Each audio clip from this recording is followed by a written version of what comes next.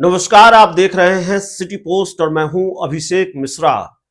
देखिए, 2025 के बिहार विधानसभा चुनाव को लेकर न सिर्फ बिहार के राजनीतिक दल एक्टिव हैं, न सिर्फ वो राजनीतिक दल एक्टिव हैं जिनका बिहार में अपना वजूद है, अपना अस्तित्व है, जिनकी अपनी राजनीतिक जमीन है, बल्कि वो राजनीतिक दल भी एक्टिव हो गए हैं। वो राजनीतिक दल भी उन्होंने भी अपनी सक्रियता बढ़ा दी है, जिनका बिहार में कोई बहुत जनाधार नहीं है, जिनका बिहार में बहुत आधार नहीं है, जिनकी राजनीतिक जमीन बहुत मजबूत बिहार में नहीं है। और उन्होंने अपनी जमीन मजबूत करने की तैयारी शुरू कर दी है। अपनी जमीन, अपनी सियासी जमीन तलाशने की कवायद उन्होंने बिहार में शुरू कर दी है।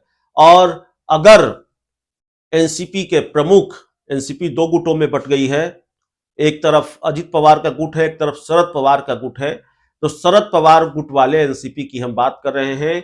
एनसीपी के प्रमुख शरद पवार अगर बिहार दौरे पर आ रहे हैं तो उनकी इस कवायद को इसी के तौर पर देखा जा रहा है कि बिहार में वो अपनी पार्टी की राजनीतिक जमीन मजबूत करना चाहते हैं। 2025 का विधानसभा चुनाव उनकी पार्टी लड़ेगी। शरद पवार सीमांचल के इलाकों में जाएंगे।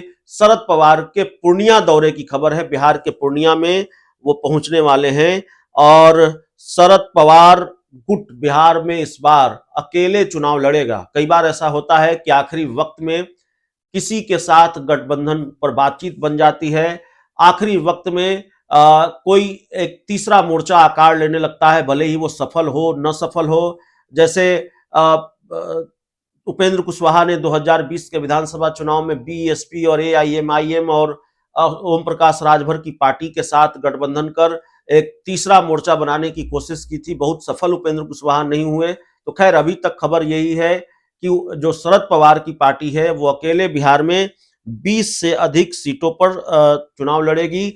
सीमांचल की सीटों पर शरद पवार की पार्टी की तैयारी चल रही है। सीमांचल की सीटों पर तैयारी होगी। 27 फरवरी को एनसीपी के जो पवार गुट के सुप्रीमो हैं शरद पवार, वो बिहार आ रहे हैं, पूर्णिया आ रहे हैं और इसकी तैयारी शुरू कर दी गई है। पूर्णिया में गुरुवार को एनसीपी के प्रदेश अध्यक्ष राहत कादरी ने पूर्णिया और अररिया जिले के कार्य समिति के सदस्यों के साथ बैठक की। बैठक के बाद प्रेस कॉन्फ्रेंस करते हुए शरद पवार के बिहार दौरे और पूरे कार्यक्रम की जानकारी उन्होंने दी।